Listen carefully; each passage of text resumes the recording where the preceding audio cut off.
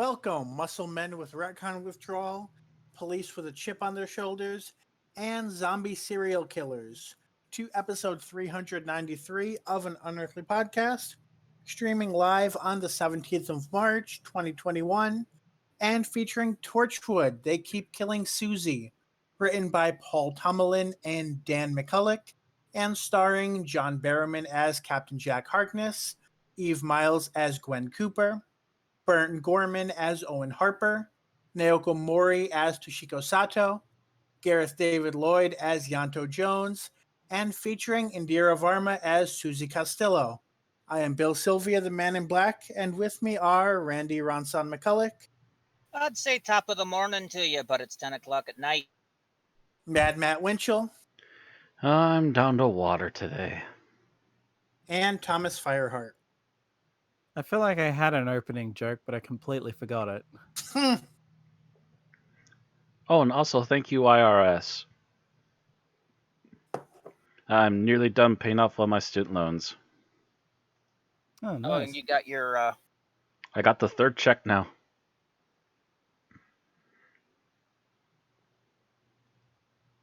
yeah, I might be eligible for that one, so I need to possibly do some paperwork. I've been eligible for all three.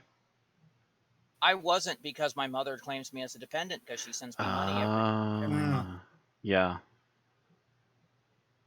But I think there's some paperwork that even if you are, you can get the money this time, so that might help me get a new computer because this one's dying. A slow and painful death. Mm-hmm. But yeah, with this last check, I am now going to be like $100 away from finishing up on my student loans on my own. Nice. Right. So that means in about another 5 months after that payment, I'll be free of it. Well, So again, thank you, IRS. I've had kind of a crappy week. Mm. Oh, yeah. As you know, as of this weekend, as of last time, I was in the midst of a gout outbreak. That's started to dry up, but it hadn't as of Saturday, when I'm sitting up and talking to my mother on my phone via Messenger, and she drops the bomb that two of my relatives are dead. Oh. My great aunt passed away at the age of 102. That's not to be unexpected. Mm-hmm. But my cousin, who was 2 years older than me, was apparently murdered, and shit. they're currently suspecting her husband of doing the killing. I To don't be have fair, any they more. suspect the spouses first, but that's not clearing them either. I don't have any more details as it's an ongoing investigation. Mm-hmm. Still, I hadn't even heard that they were dead, so that was a double blow. That Sunday night, after our normal Lord of the Rings online stream, I'm getting ready for bed, and I'm just going to get up and go around the bed to turn on the light. I stand up. I catch my toe under the laundry basket and trip, which staggers me into the shoes I just took off, which further destabilizes my legs. And you know that scene from Return of the Jedi where the Ewoks roll a bunch of logs down the hill and trip up a scout walker? One of the walkers, yep. I reenacted that scene in the bedroom. As I then proceeded to careen sideways into the closet. And after I landed, I swear to God, I heard a bunch of teddy bears giving victory whoops.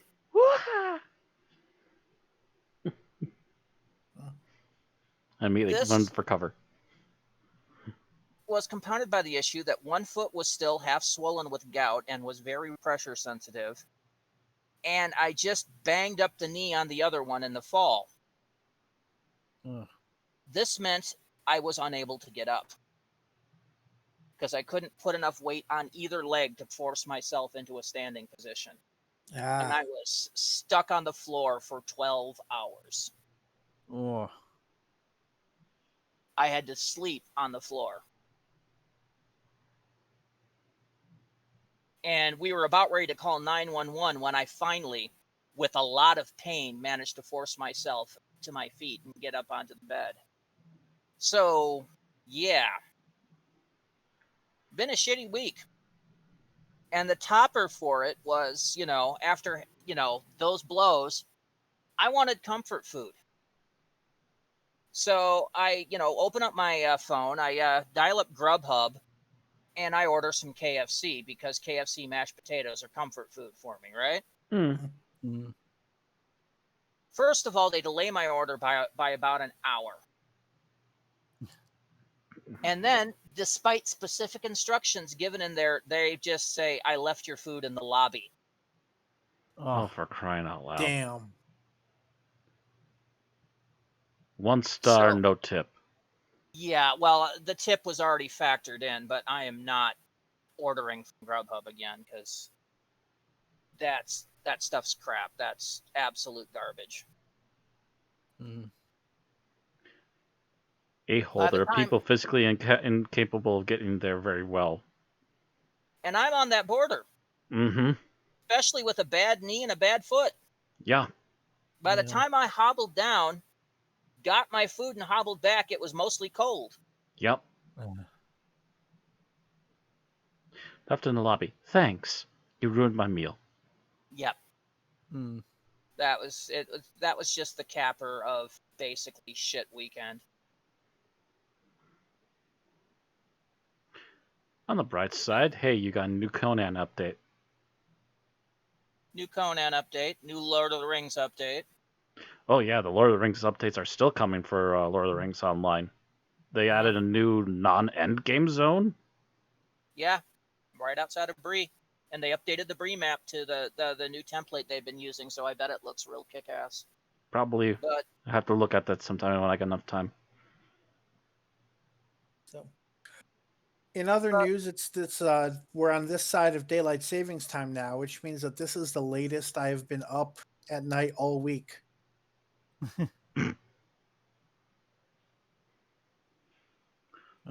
You know not of my late hours. A lot of that's been adaptation to. I've been trying to figure out how to get work done, despite Zoom fatigue, and I've realized if I pretty much finish my hours of Zoom classes, eat dinner, and then go to sleep, that means I actually wake up early enough to get a bunch of shit done in the morning before I have more classes. Whereas if I put things off until afterward, my brain cannot focus because I've been in Zoom meetings all day. Kind of almost what I've experienced today, because even though it's not an everyday thing, the other podcast has forced my schedule to change on Wednesdays, so I'll get the episode done early. But that means that around 8 o'clock-ish is usually when the other podcast ends, so I've literally got 2 hours sitting here, and it's like 2 hours isn't enough to do anything else, so I just start setup. and so you're done early, which was why you're sitting in chat. And Mm-hmm. Which was why I was Like, the first one in I've chat been- again. I've been ready for half an hour. We're only 15 Right. minutes late. Yes! I've been waiting! Oh, wait, I still need to change this one little keyword. There we go, now we're ready.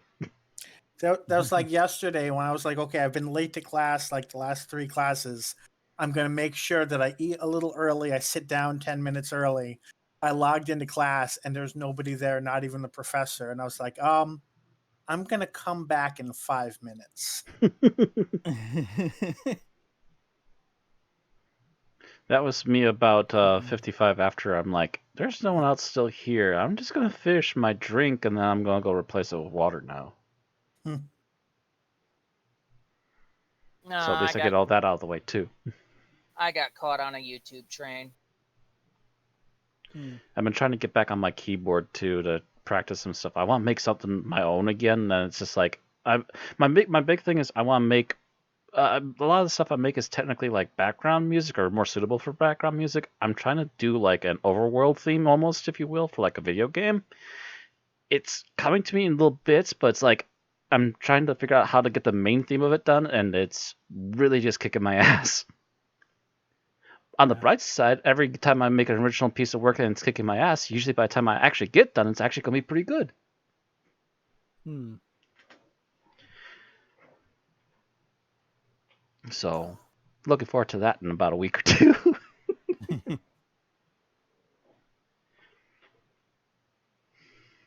All right. Anyone got anything else they want to say about this week? Not really. Most of what I've been doing is Hmm. just watching more Critical Role and just playing video games and that. I'm surprised I'm like 15 or 16 episodes in already, given I've only been watching Campaign 2 for like 2 weeks, I think. So I've actually been If you going at a find the right faster place at the rate right than I time, was you'll be expecting. amazed how much time slips by.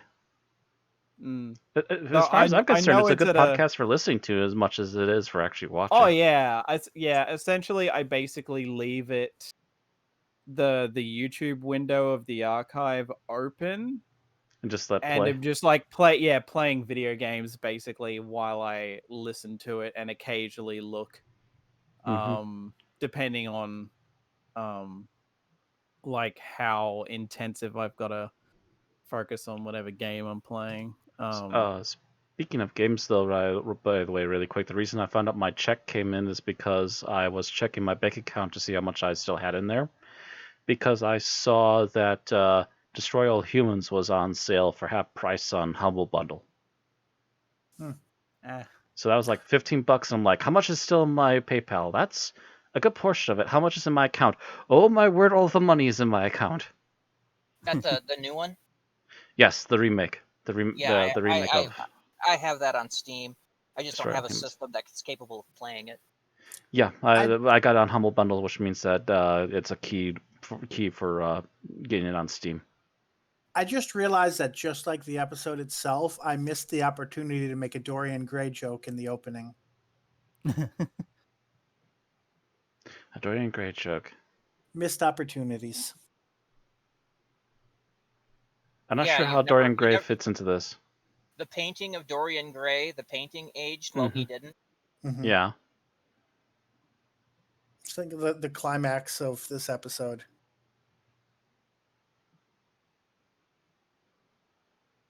I'm still not getting how those two meet. How this Well, episode and Dorian Gray meet. He can explain it Okay, then later. after the news. Yeah, Yes. that's On tonight's show, okay. we've got birthdays, Hmm.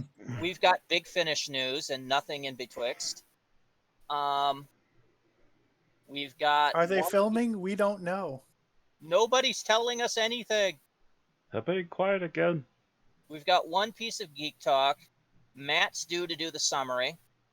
All right. And then we've got a review, our final thoughts, and our ratings. So, moving on to birthdays. There's only one day that we had birthdays, but goddamn if there's not 4 birthdays in that one day. And that birthday was March 11th, the day after our last stream. It is the birthday of John Barrowman, who played Captain Jack Harkness from 2005 to last season, sporadically, and of course in Torchwood. He turned 54. On the same day is the birthday of Alex Kingston, played River Song from 2008 to 2016. She turned 58. Same day is the birthday of Douglas Adams. Those are both some very long stretches. Well, yes, and they're all sporadic. Yeah. Douglas Adams, script editor in 1978, writer for a few episodes, and of course, better known for his Hitchhiker series. He would have been 69, but he died in 2001 at the age of 49, which was a tragedy. And the only thing that Pop Flowers thought was, oh no, not again. And Graham Harper, the director, 84 to 85, and then again from 2006, 2009, being one of the few people to work on Classic Who and New Who, turned 76. So happy birthday, John, Alice, Douglas, and Graham. Would have looked so much more impressive if you just said from 1984 to 2009. I could have, but There's a big gap there. there's a big gap there. Yeah, I kind of like Captain Jack. I tend to separate the classic Who and the new Who dates because of that huge gap of basically 16 years minus the one TV special and a couple of pieces of garbage that were aired in that interim. Anyway, Big Finish, new releases. Just released Main Ranged End of the Beginning by Robert Valentine with Peter Davidson, Colin Baker, Sylvester McCoy, and Paul McGann. This is the final monthly release for the monthly range. After this, it is going to just Doctor Specials. Also released Lost Stories, The Return of the Cybermen by Gary Davis, adapted by John Dorney, with Tom Baker, Sadie Miller as Sarah Jane Smith, and Christopher Miller as damn, I forgot his name. Harry Sullivan. Harry Sullivan. Thank you. I see him there. That's all I have to go to. Only quote I have to go to is Harry Sullivan's an imbecile. This technically is the original version of Revenge of the Cybermen before it was reworked. Ooh. I'd be interested in what that's like. And then the final release is another Lost Story, The Doomsday Contract by John Lloyd, adapted by Nev Fountain, with Tom Baker, Lala Ward, and John Leeson. This was apparently planned, but was a potential script that was never picked up. Mm. And since they're ending the monthly range, free this week is the first part of The Sirens of Time by Nicholas Briggs, the very first monthly range release. Mm. Okay. And that's all the Big Finish news and all the news. All the news. So now it goes to me for part one here for Geek Talk, because I'm the only one with Geek Talk, I take it? Yeah, it looks Yeah, like I think so. All right. So I wrapped up streaming Ziggurat earlier this week. Yesterday, if you happen to look at my live streams. So I'm going to start with where I was going to say about Ziggurat before my final thoughts on it now. So basic setup for this is that Ziggurat is a first-person fantasy roguelite game. If you don't know what roguelite means, essentially it means is that the basis of the gameplay is centered around the fact you're going to die. You're going to die a lot, and it can happen very easily.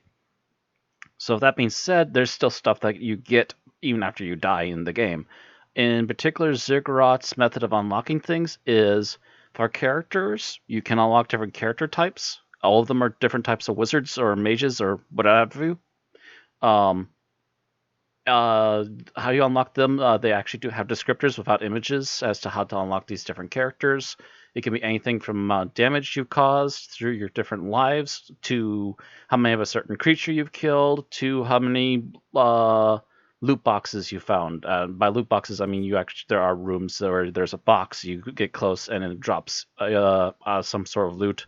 And occasionally are even trapped and will start a fight but still drop you some like health potions or some experience points or something before it triggers the trap.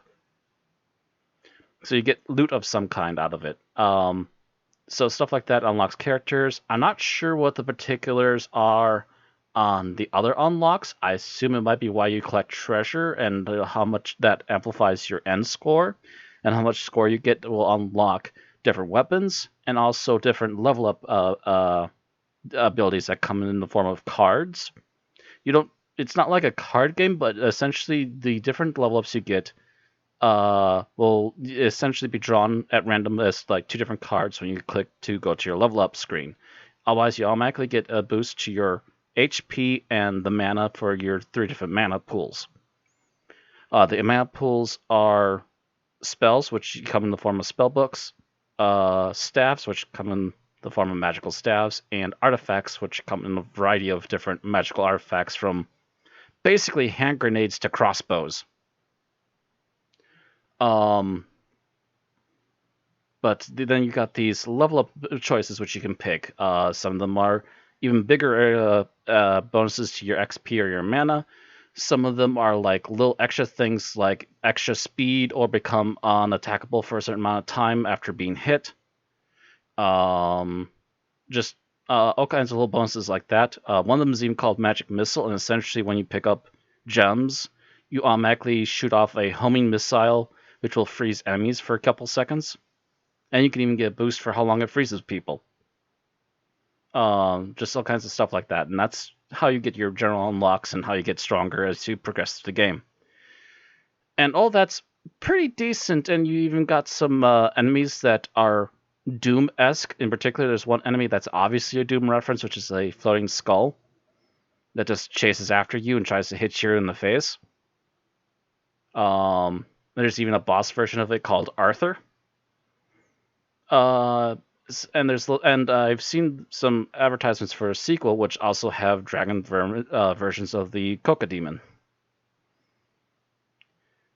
But that's where some of the good stuff ends and where some of the problems start to pop up. I realized after about 10 hours into this game that after your very close encounter with the end boss, where you most likely are going to fail, all of a sudden you realize that the game is literally just you grinding to get more gear to try and get to the end game, to ever even finish the game once. And this is normal mode. So at 10 hours, I decided, oh, this is just a grind. Okay, I'm going to play regular for 1 more hour, and then I'm going to switch over to easy just so I can like have an ending and we can put a decent amount of time into it, and maybe I'll have it as a background game. However, there was also some other issues that were popping up in the last couple hours too. Since the beginning, I noticed that there's a weird bug with the doors where they don't behave properly after they've been closed because of entering a room and getting into a fight. That was starting to become more and more prevalent as I kept playing, but then the last couple of hours I noticed that some of the item drops were bugging out. I would touch it, nothing would happen. I'd back away and touch it again. All of a sudden I'd pick it up, but a duplicate would fall on the ground. I'd try to pick up the duplicate, and for a reason the thing I had originally picked up will disappear, but another duplicate will fall on the ground. I had to pick it up again, and then I actually get the item. It's really weird. Almost game breaking if you're not paying attention. What was that? Said you're at 5 minutes, by the way. Well, I'm going to try and hurry this up, but I need to express that this is an issue. But then what really killed it for me, I'm playing it easy because I just want to have a nice, good finale, and I can get to the final boss, have the final showdown, maybe actually survive it this time, and be done with it, and maybe play in the background and try and get through normal. I'm on the last level. I push the button to go to my level up screen, and suddenly my level up would not select. There's no way of saving the game, by the way, while you're playing through these levels.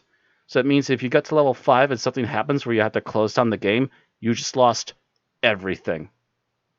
Oh. That includes all the points you're getting through this playthrough in order to get more unlocks. So you just wasted possibly an hour and got nothing for it. And the worst of all, this is my attempt to just kind of have a nice end note for it, and that just immediately set me off. I am so angry, I'm not even going to buy the second game now.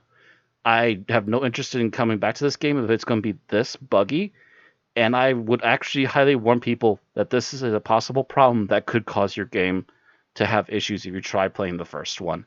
And I would warn people against the second one because who's to say that this isn't going to happen to the second one as well in less than 10 years? This game is not even... It's like not even 8 years yet. If I'm not mistaken, I'm trying to calculate it right now.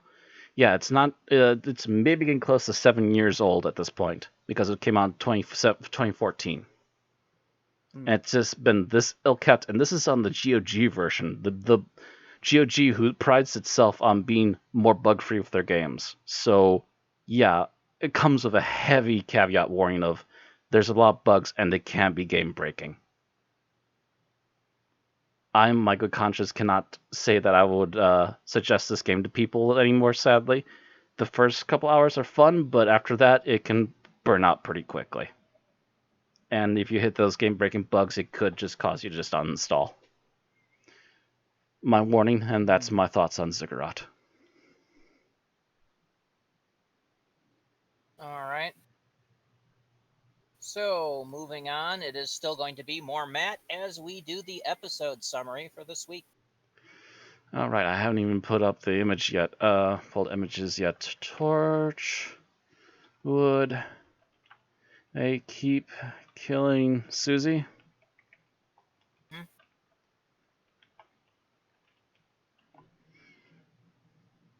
Get an image search up really quick. Put that up on the screen. Looks about right. All right, so yes, I'm gonna bring up our title card then for all to do this, and I guess I should also have the stopwatch ready. All right, tell me when you're ready. All right. 3, 2, 1, go. Okay, so the episode starts off with the Torchwood team being called in. Apparently, there's been a double murder, and it seems to be related to a previous single person being murdered. They try to figure out what ties these people together because initially there doesn't seem to be anything whatsoever.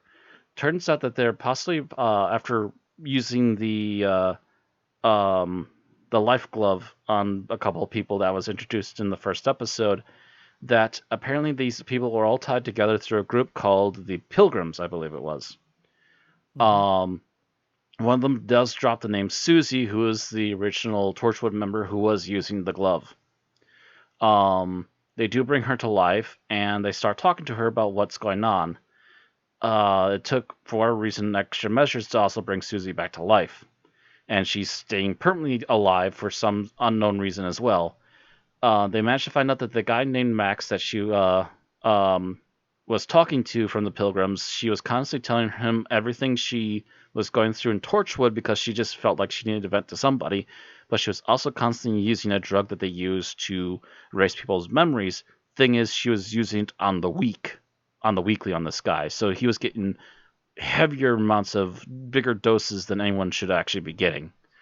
And it basically turned him into a psychotic who would like immediately go freak out as soon as he heard the word Torchwood and possibly even the word Pilgrims, and would do so subconsciously without knowing that it was happening, which is why he causes the murders.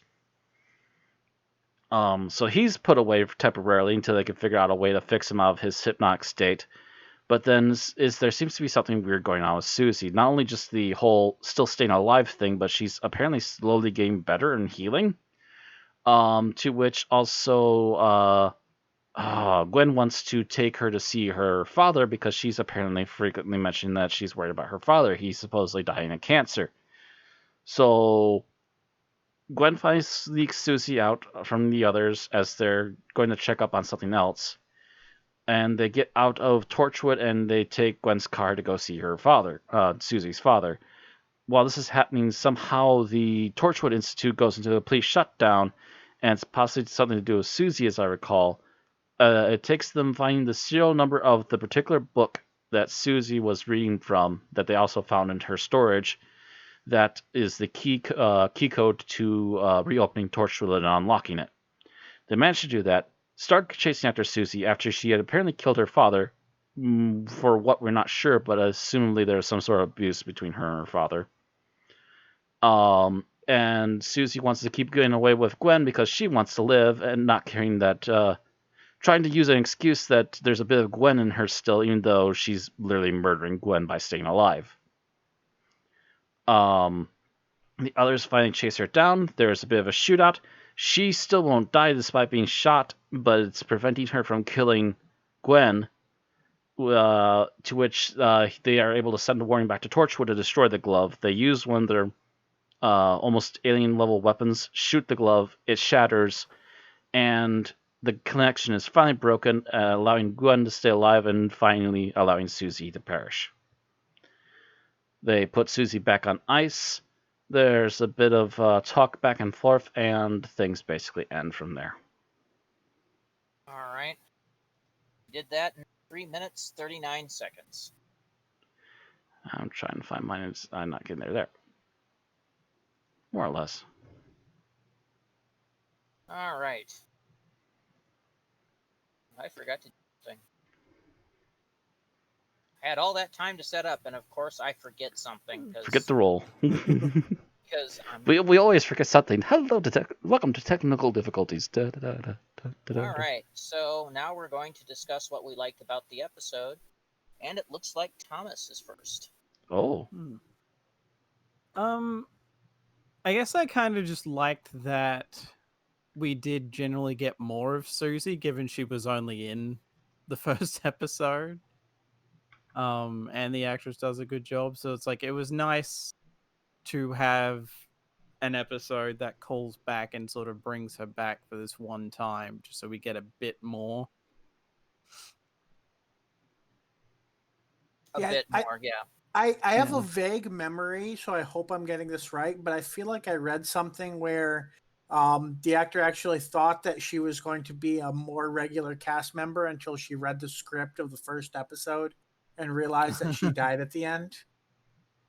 I don't recall. So I so haven't heard anything on the background on if that. if that is accurate and I'm not just like accidentally making shit up, then that's definitely good for her that she was able to get at least one more episode out of it.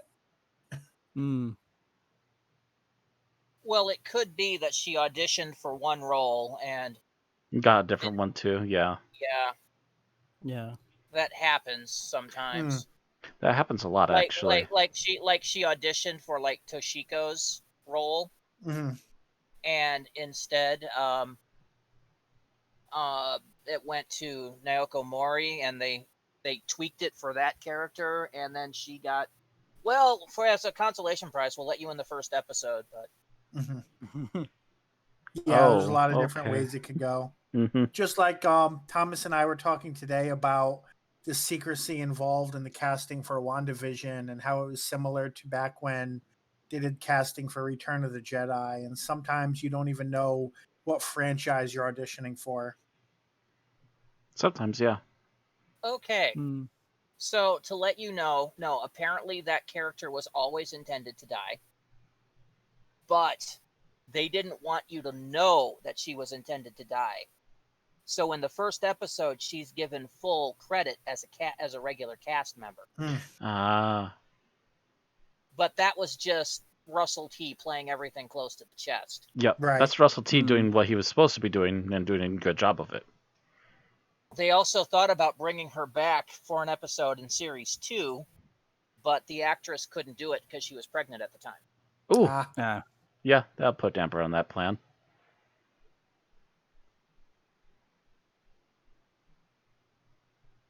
But yes, it was good to see a character that didn't get much time before, but that's because they turned her into the villain of the episode. So Yeah. Oh, they did twice and now.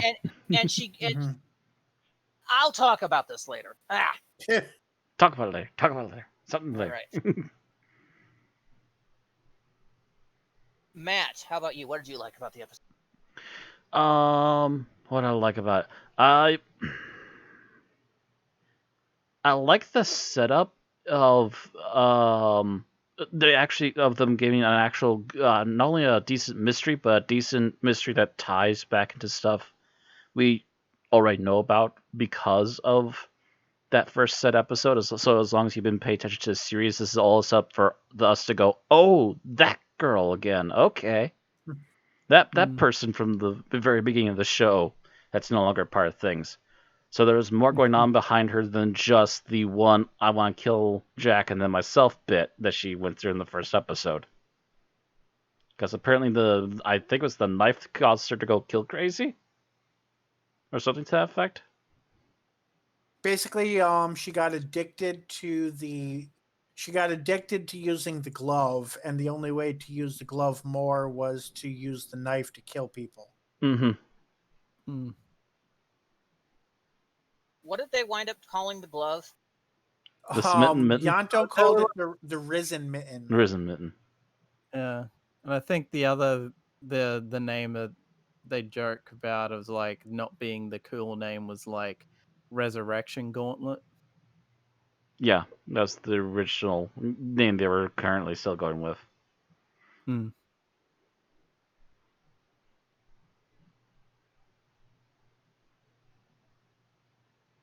And also, wasn't the other thing called Life Knife or something like that? Yeah. Yeah.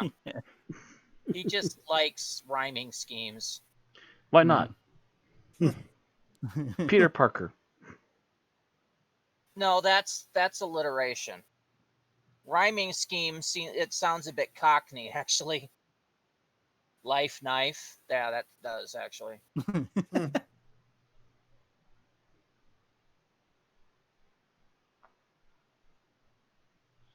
All right. So is that me then? Yeah, that's you. All right. So I'm going to say I like that they managed to do a thing of Torchwood facing some consequences for the way that they kind of just, go about, wiping everybody's memories willy-nilly and all other sorts of Torchwoody things.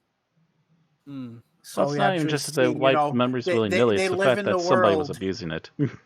Yeah, but Yeah. still, I mean, that's the thing. Up until this point, I'm pretty sure they could abuse whatever the fuck they wanted, and there was really no downside to it. Here, the world is like, no, there's a downside, motherfuckers. Yeah. And this is like within the first series as well, which I forgot. So yeah, it's like within the first series you're already getting a sense of like, oh yeah, we can't abuse the shit out of this because there'll be consequences, and also sort of getting a grander scope on like how normal like cops and all that basically like, oh, these assholes again. Well, the cops were kind of like that after episode 1 already. Mm. It's only Gwen that kind of started turning that perception around a little bit because she used to be a cop. Yeah. Yeah, when she decided to become a liaison Mm-hmm. between the Basically. Torchwood. Mm. Otherwise, they'd just show up and go, "We'll take care of it."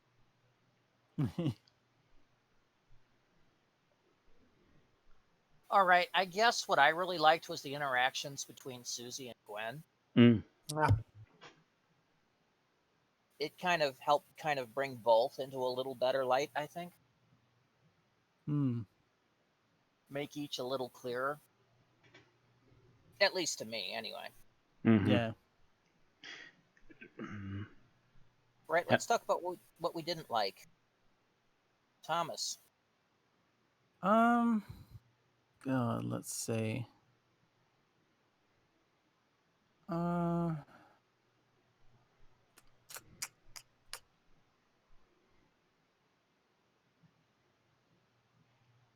Guys, it's one of those things where I regret only rewatching it the once, because I'm just like, oh, things aren't necessarily coming to mind as much, even though I know I probably did have things with it. I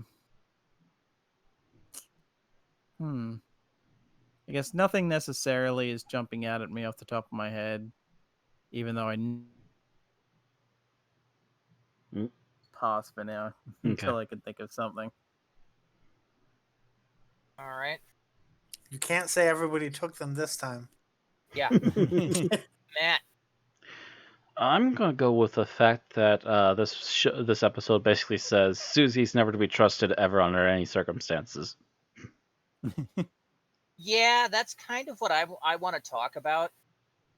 So I'm just going to tack mine onto this. Is the fact that the original story, everything changes. She's somebody that got too addicted to something and became obsessed with it. Mm-hmm. Here, they turn her into a goddamn supervillain with a long-term plan how to die and get brought back. Okay, so get brought back, get revenge on several different people, and then try to get away with it. So that last part is what I was going to talk about. Oh, so we're all on the same boat here. Yes. We're all on the same. Oh gosh, this is they really murdered Susie in more ways than one. My specific note that I wrote down is they make it seem like Suzie set up this whole scheme just in case she was resurrected? ? Really convenient. Yes. That is my note. Yeah. I guess it's very Palpatine in Return of the Jedi of like everything that. Yeah, don't get me wrong. It's nice to flesh out transpired Susie some more, but the fleshing out of Susie suddenly takes a massive heel turn in the last half of the episode. Yeah. Your defeating me is going just according to my plan.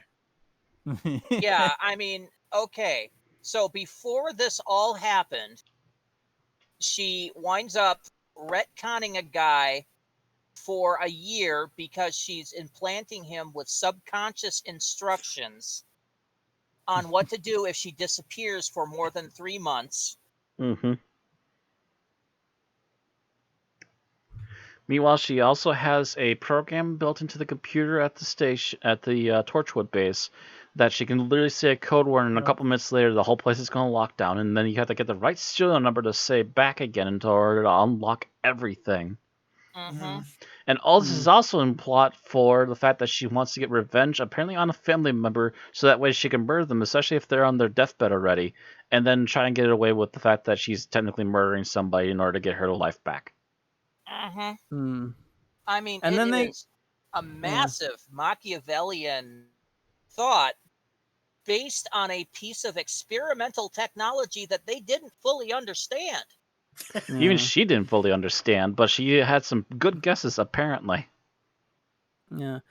And in a way, it's, I guess, to tag on to that, they also try to kind of backtrack to a point to be like, oh no, but she actually wanted to come back because there was sort of something on the other side with her that she wanted to get away from. It's like, but she wouldn't have known that when she set this up. But then she kind of switched that around at the end when she wasn't trying to get sympathy anymore, and she's like, "Oh, it's coming for you, Jack Harkness." So yeah, that all smells of Russell T. Yeah, definitely. The series theme. It's like it's like she pretended she was scared of it, but it's actually coming for Jack. Like, yeah, her story as to why she doesn't want to go back and why she wants to stay alive constantly flips on a dime. But I definitely feel like a lot of that's convenient writing. Like, they had a really solid half an episode, and then they were just kind of throwing and then they shit just up didn't know the what to do, so they wall. just made her a crazy villain. Crazy super villain. Yeah, because apparently she's unkillable in this state, at least for the time being. What happens when Gwen dies, though? Is she killable then? Well, it's the glove is gone. So, oh, you're saying if that never went? Yeah, if the glove never went and Gwen is dead, is she capable of dying too, or? Because I think when they arrived, Gwen had no heartbeat. Because that's when Jack started shooting at her. But just like Dorian Gray, she just kept not suffering any effects from it. Which makes me wonder, like, why didn't Gwen start, like, bleeding or something? Like, she was bleeding out her head. Why didn't she start bleeding out the other bullet wounds? I was kind of wondering that too, special effects budget was worth. Well, notice that they didn't even have the special effects budget to actually put the bullet wound into Gwen's head either. They just had her reach to the back of her head, feeling pain, and then all of a sudden there's blood on her hand. Well, actually, you could see it was a kind of a bloody mess after it was all over, too. Although, I do wonder if the episode might have been partially censored by the in terms of what they were okay with showing on TV, because even like I couldn't find any clips of it, and I don't remember seeing this in the episode. Do we ever see Suzie with the knife sticking out of her chest, lying on the table? Yes, but no. When he pulls it back out, there's no blood. Yeah, it's saying she's laying there with the knife in her chest for quite a while, actually. So I mean, but you see the knife while, like, because I know there's a lot of shots of just her head while the knife is in her chest, but seeing everything. Yeah, there's a couple of shots from above and from the side where you still see this knife in her chest. I even think they actually show him pulling the knife out, but you don't. There isn't any blood splatter when he pulls it out. Well, that makes there wouldn't be. There wouldn't. Well, be, yeah. But also, there's like, I don't think there's even any blood on the knife when he pulls it out, let alone. So maybe embalming fluid. Yeah, it's kind of this. Yeah, it's like a weird thing of like, this is the show. This is the Doctor Who spinoff for adults, but they tone it down. But they've still got to keep it. They've still got to keep it PG if it's airing on television during certain hours. Well, this was Mm. supposed to be like the late night show too, so they did air it later Yeah. on in the evening, where Yeah, there was less likelihood of kids. I don't know how Watershed works in the UK, whether it was late enough to get away with it or not. I'd say it would have been, It should have especially with all been, the sex but that they goes still on. pulled it back a bit, I feel, for some reason Yeah. or another. It wasn't HBO. Well, there's no HBO equivalent over there anyways, so... Mm. eh. Mm. The internet is the HBO. So I guess that was everybody's least favorite thing, right? Is everyone pretty well covered there? I think so. I'd say so, yeah. So Thomas's favorite scene is next. Yeah. I guess let's see. Probably the discussion in the car between I feel like I probably had a different one, but it hit me more on this rewatch of the discussion in the car of Gwen being curious, like, oh, is there life after death kind of a thing. Mm-hmm. Or like whatever. And Susie, it's kind of weird in that way because Susie's kind of like yes and no ultimately, because it's like, well, no, I guess technically there is, but it's just you're in a black void forever, sort of a thing, apparently, and like that kind of shaking Gwen a bit. Well, then again, Gwen's asking a mass murderer, so Yeah. Yeah, you kind of, especially by the end, are like, how She's much trying of to this put her trust in a nut job, is yeah. true or how much of it is a lie? Um, Yeah. but although I do find it kind of interesting in that scene, she was like, "Why did you think I wanted to come back so much?" And I was like, "Well, not too long ago, you were saying, why don't you let me die?" So are you saying that you died sometime before season 1 started, and then you set up this plan to make sure you would never die? yeah, it's kind of There's a lot of hokiness in her writing. Mm. I'm wondering how often this was rewritten. Mm-hmm. Mm. Because yeah, early Susie and later Susie seem to be two different. Right. Yeah. And I mean, actually, if they had turned around in the finale and be like, "Oh yeah, What this um, this was apparently the 8th episode of the first series, so don't know but how much longer in production it that would would have have been an meant it was. interesting twist if they were like, "Oh yeah, when Susie came back, that wasn't actually Susie that came back. It was like some spirit from the netherworld or something." And now that's just ridiculous hand wavy bullshit. Torchwood goes fantasy enough that that's believable if they did it in an interesting way. But then it wouldn't match with a lot of the other things she did in that same episode, so Yeah. that still doesn't work.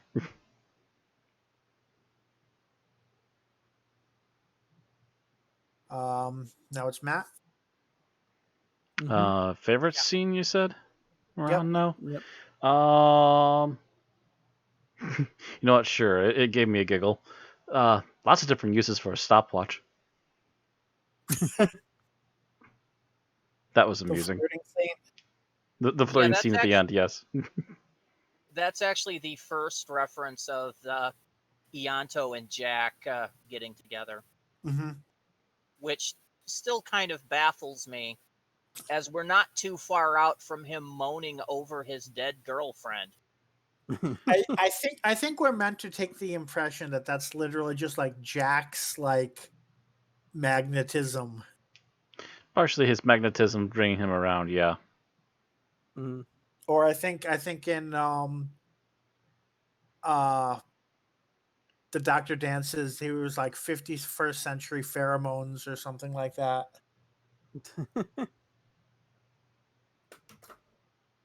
Um that's all you have to say about that?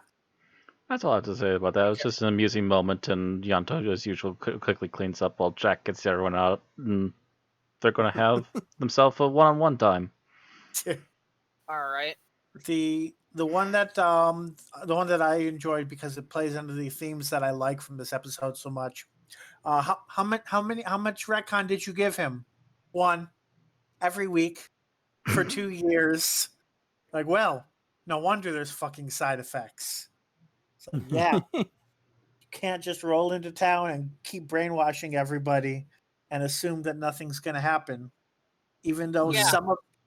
some of this seems to have been according to her plan, it's still a good reminder. Don't, give people psychoactive drugs every week if you don't want bad things to happen.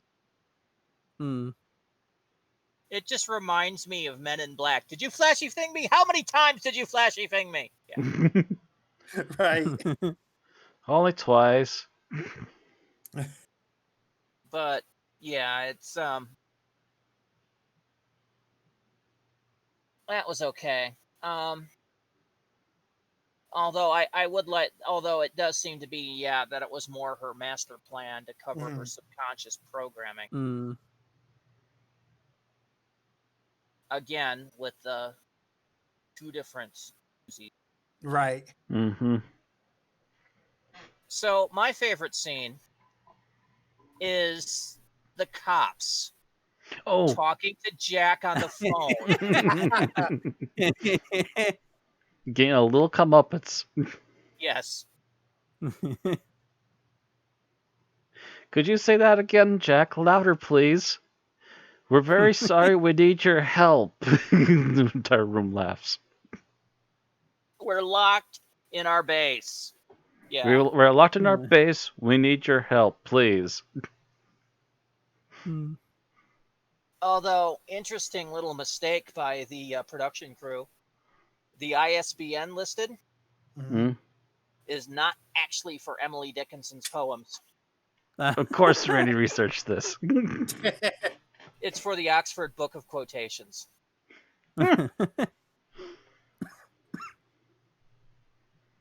Just a little oopsie on their part.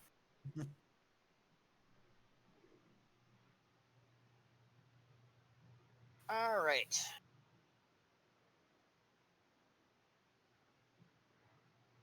So, least favorite scenes. Thomas. I guess because as much as they try to play it serious, it just kind of ended up just seeming kind of funny to me. Jack shooting the crap out of Suzie. Just like, okay, this is turning into a South Park episode. It reminded me of the end of Batman Returns, where Max Schreck keeps shooting Catwoman. Yeah, or I guess the other thing that occurred to me before we started was like I forget which of the Austin Powers movies it is, but like it keeps like shooting this woman and like all this other shit, and like they're falling out a window, and he uses her to cushion his fall, and she's still not dead, and he's like, "Why won't you die?"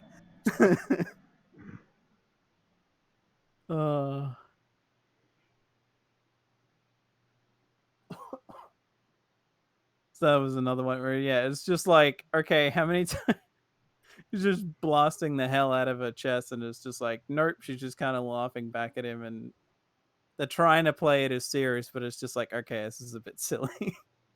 Yeah. All right, Matt. Actually, my silly thought, the silliest moment that took it out for me is, okay, so we got this really powerful gauntlet thing that can bring people back to life, and it's supposed to be like made out of the alien alloy and all this other stuff. How do they have weapons that can easily shatter it like it's made out of freaking ceramic?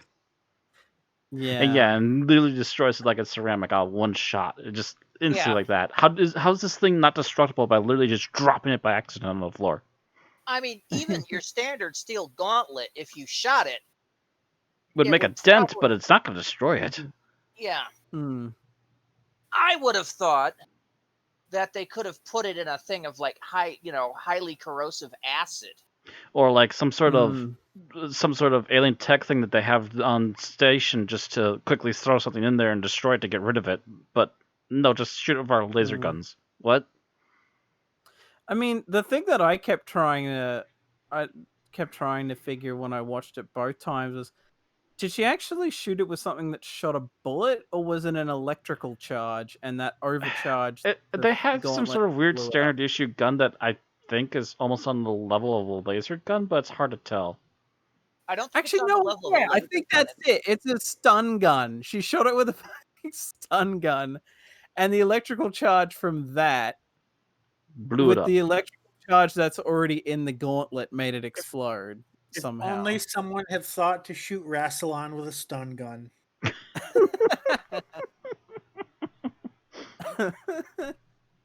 Why do you say that?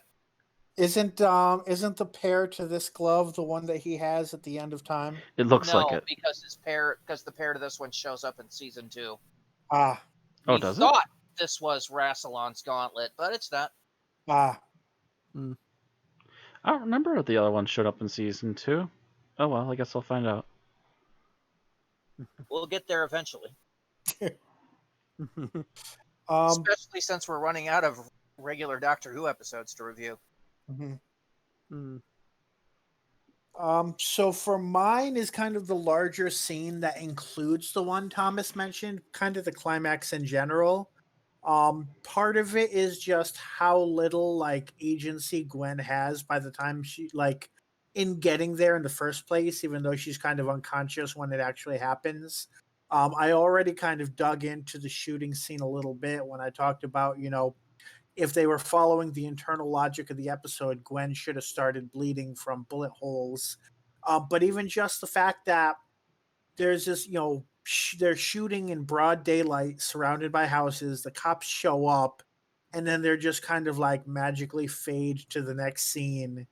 Like, I get that you're Torchwood, but even that, like, I feel like that would be complicated. Well, it wasn't With surrounded by Jack houses. They were out on a dockyard, but still, Yeah, they're but I mean, like, surrounded by dock buildings and like lots of like even residences and such. Like everyone can see them. they're surrounded by a bunch of buildings that are like storage facilities, and they're literally surrounded by nothing but a ton of open yardage and fence. And yes, the cops immediately pull up behind them after they're done with Right. the shootout, and it's like, oh boy, this is Af- not a af- good look. After they just shot an unarmed woman to death. Yeah, they shot an armed. It looks like they kept shot an shooting unarmed when she woman was to death to falling. protect one of their own for some reason. And this is an episode that's already like, I think it's like pushing 50 minutes long. So I think it was. Yeah, I'm pretty sure it was pretty close to 50 minutes. 52. Mm-hmm. I noticed it when I started the episode. It's like, Jesus, 52 minutes long. It is unusually long for one of their episodes.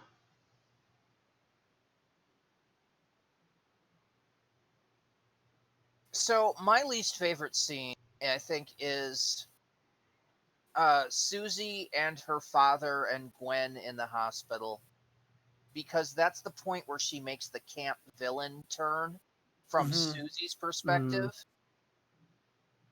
And she spent all this effort to kill somebody who's already dying of cancer. Right. yeah. It's the like most pointless thing in the universe, except, nobody kills him but me kind of thing.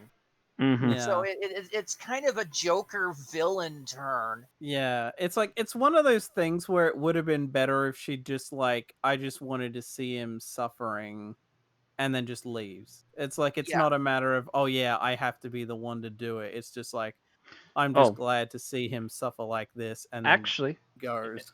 in Doctor Who universe, it's the third Master.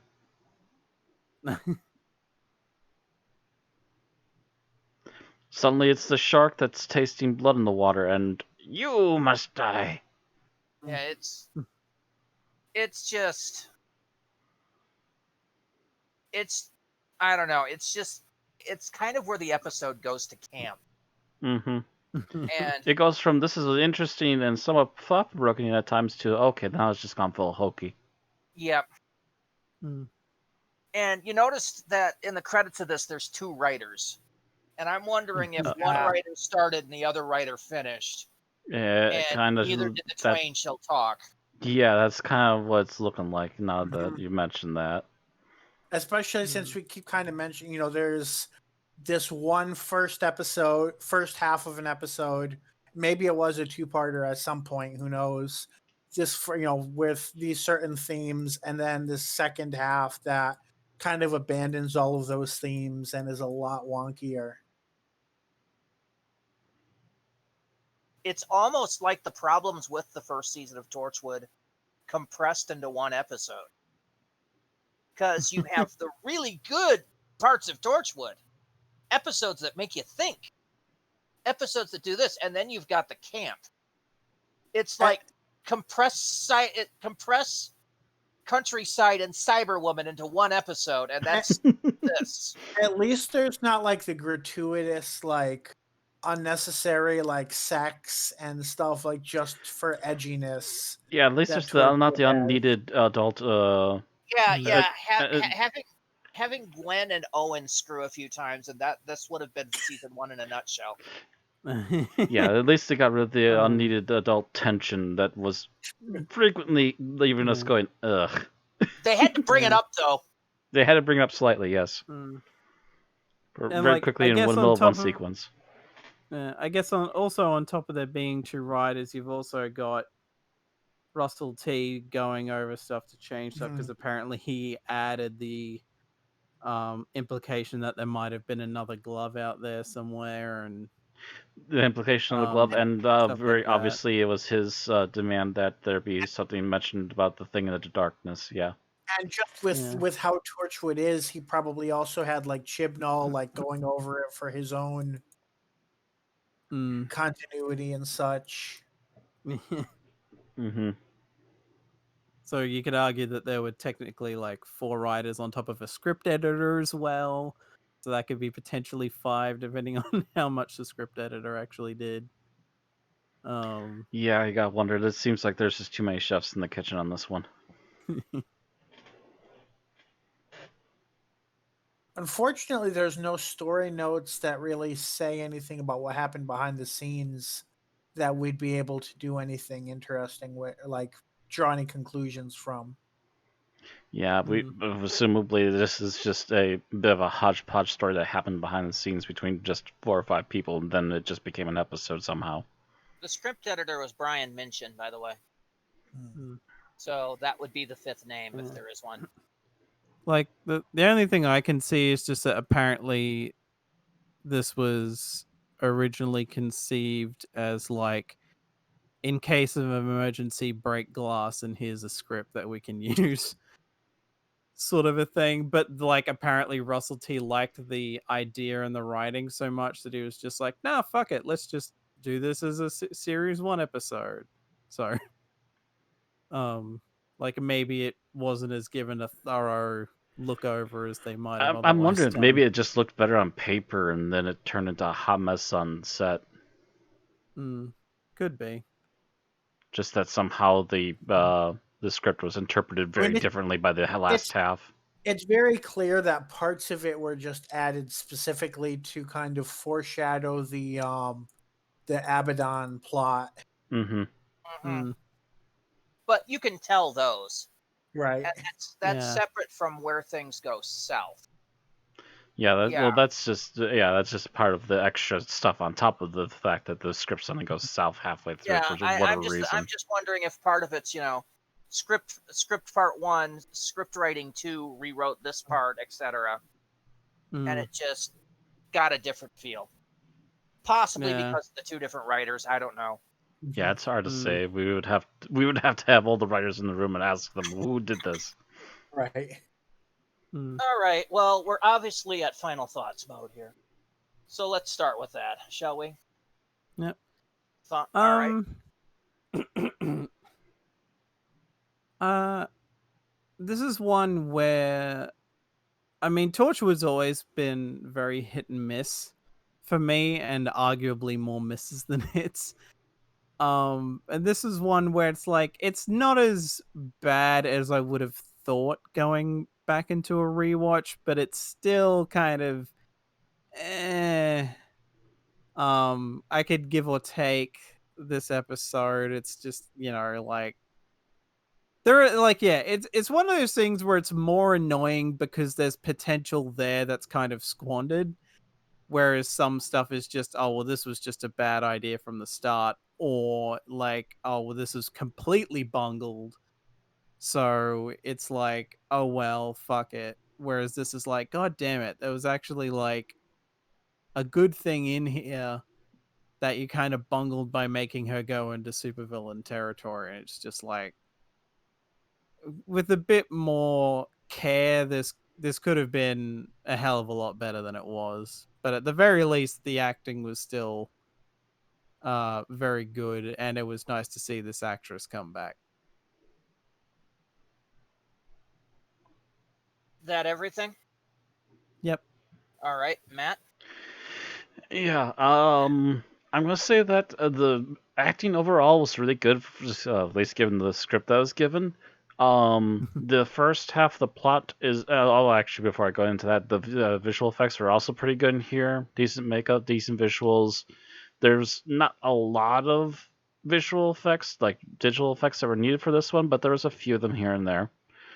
Um, but the big elephant in the room in this one is that halfway through, all of a sudden the plot just kind of turns in on itself, and Suzie just goes from this character we were kind of starting to get to understand and actually kind of starting to like a little bit, and just slowly keeps turning and turning until she's just full on megalomaniac, which kind of just ruins her being a redeemable or interesting character whatsoever, to be honest, at that point. So yeah, it's just really weird how the plot turns on itself. But otherwise, despite all that, yeah, I would say a lot of the rest of this episode is actually really good. It's just that plot, the way the plot turned out on screen after the halfway point is, ugh. Anything else? That's about it. Bill? Yeah, I think we're pretty much on the same page. The episode starts off really strong. It has a lot of very interesting ideas, and this whole idea of consequences, and things things to think about.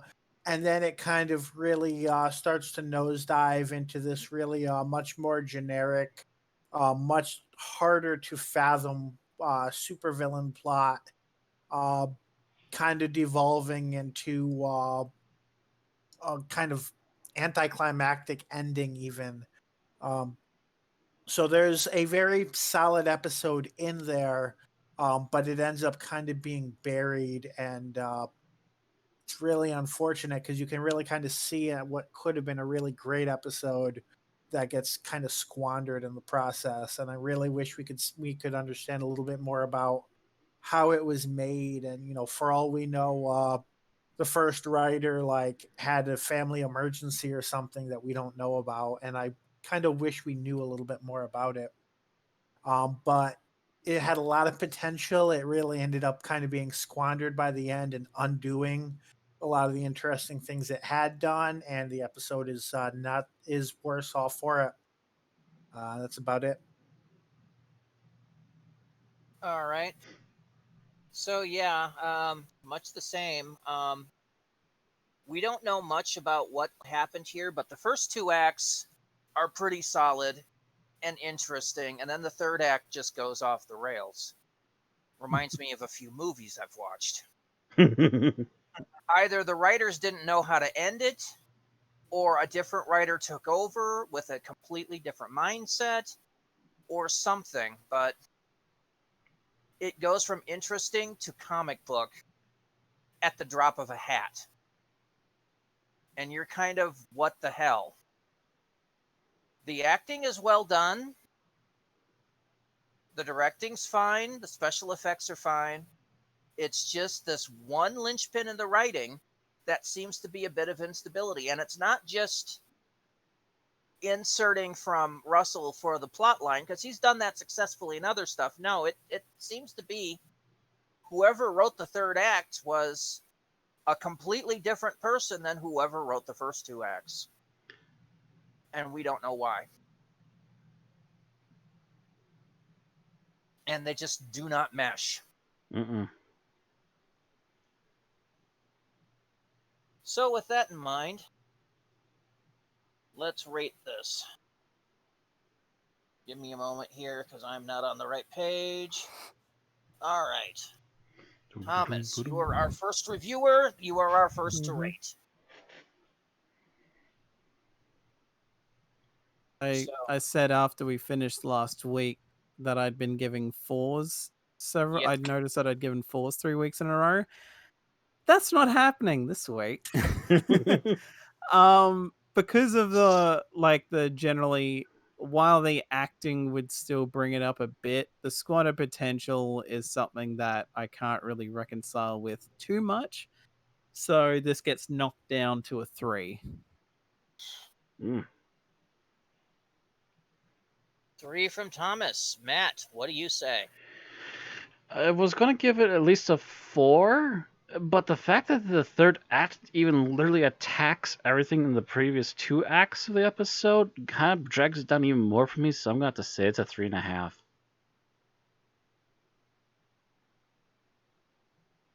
I'm torn on my rating because, in theory, the bad part literally kind of throws out all the stuff that I like, but I still like that stuff, so I still want to acknowledge it, even if it's kind of ruined by the ending. So I'm going to lean a little bit toward the positive and give it a 3.5.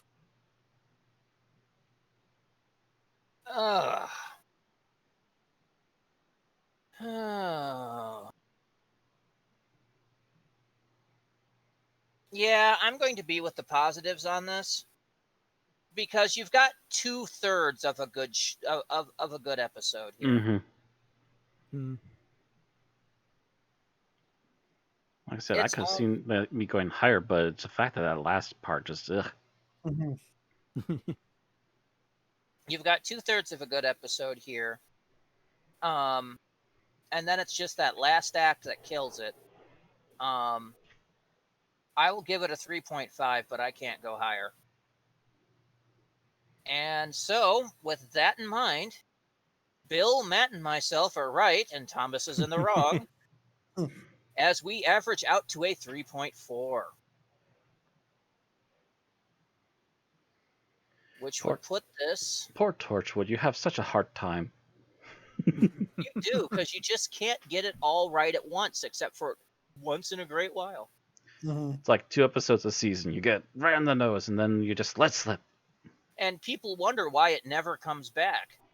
So that'll put it at 286 out of 381 things reviewed. It is on par with... Well, let's see if there's any Torchwood in that 3.4 range. Doesn't seem to be. So that puts it all on its own, Z. With the next Torchwood under it being...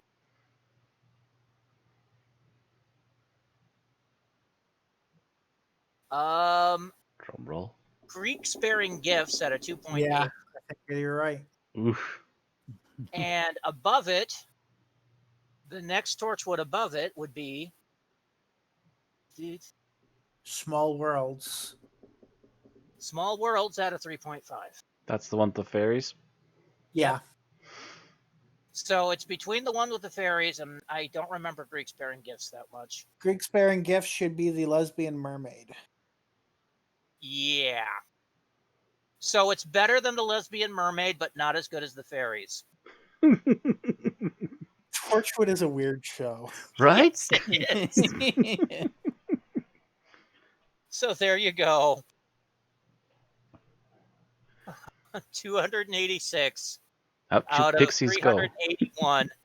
That is all we have to say about They Keep Killing Suzie. All right, so let us know in the comments how you feel about the episode. Don't forget to like or dislike the video if you feel either of those ways.